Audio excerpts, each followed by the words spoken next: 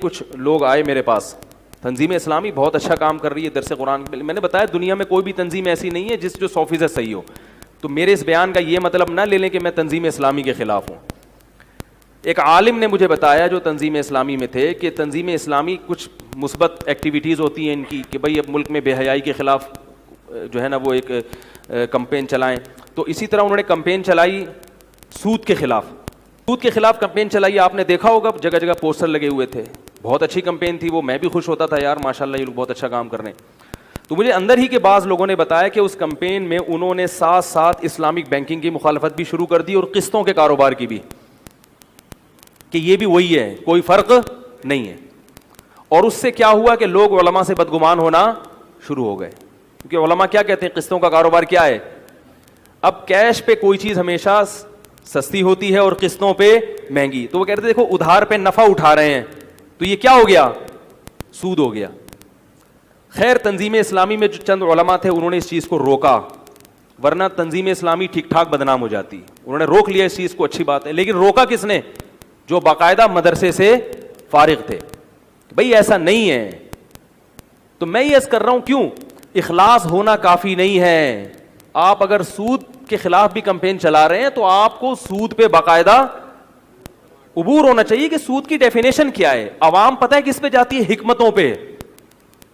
عوام کہتی ہے دیکھنے میں چونکہ ایک جیسے لگ رہے ہیں, کیونکہ سود کا مقصد جو ہے یعنی سود میں جو خرابیاں ہیں وہی قسطوں کے کاروبار میں خرابیاں پائی جا رہی ہیں. بھائی وہ بھی ادھار پہ نفع اور یہ بھی ادھار پہ نفع. تو یہ کام علماء کا ہے کہ وہ خرابیاں یہاں ہیں یا نہیں ہیں. بعض کہتے ہیں انہوں نے ہیلے اختیار کیے ہیں, تو یہ علماء جانتے ہیں کہ کون سا ہیلہ جائز ہے اور کون سا ہیلہ. عوام کے پاس یہ حیرت کی بات ہے, کوئی ڈاکٹروں کے کام میں ٹانگ نہیں اڑاتا, حکیموں کی فیلڈ میں کوئی ٹانگ نہیں اڑاتا, انجینئر کے کام میں کوئی ٹانگ. اب یہ جو انجینئر یہ بنا رہے ہیں نا گرین بس کے لیے پل بن رہا ہے, کبھی دیکھا کسی فنٹر کو جا کے بول رہا ہوں میرے حساب سے یہ پلر یہاں نہیں آنا چاہیے قرآن حدیث کی روشنی میں؟ وہ بولے گا جا بھائی اپنا کام کرے یار, کوئی بھی نہیں سنے گا.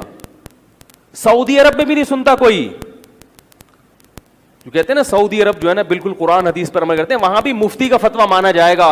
وہاں کسی شخص کو انفرادی طور پر قرآن حدیث کی روشنی میں فتویٰ دینے کی ضرورت یعنی اجازت نہیں ہے. وہاں بیٹھ کے کوئی کہنا میں قرآن حدیث کو مانتا ہوں اور میں کسی مفتی کے فتوے کو نہیں مانتا, حکومت فوراً اسے کیا کر دے گی, اریسٹ کرے گی, گرفتار کرے گی.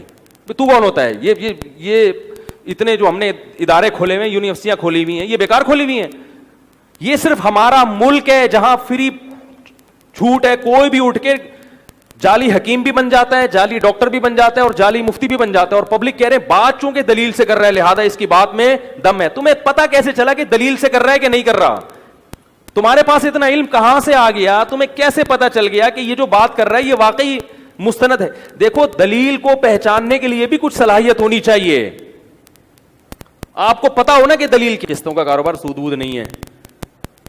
تو یہ جو کہتے ہیں نا کہ سود ہے اور اس میں یہ تو ویسے ہی ہے, اس کی اتنی بے وقوفوں والی دلیل ہے یہ, اس کو سود قرار دینا. بھی میں اس پہ جاؤں گا تو بات یہ جو قرآن میں آتا ہے نا احل اللہ البیع وحرم الربا, جب سود حرام ہوا ہے نا تو مشرکین نے یہی اعتراض کیا تھا کہ قسطوں کا کاروبار تو جائز ہے بھائی اور سود حرام ہو گیا.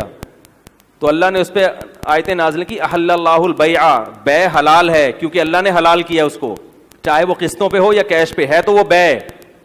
جب خرید و فروخت کا ایگریمنٹ ہے تو وہ جائز ہے, اور ربا کیا ہے, حرام ہے. تو یہ تو آیت کا شان نزول ہی بتا رہا ہے کہ جو بے ہوگی وہ حلال ہوگی اور اس کے علاوہ جو سودی ایگریمنٹ ہے وہ کیا ہوگا,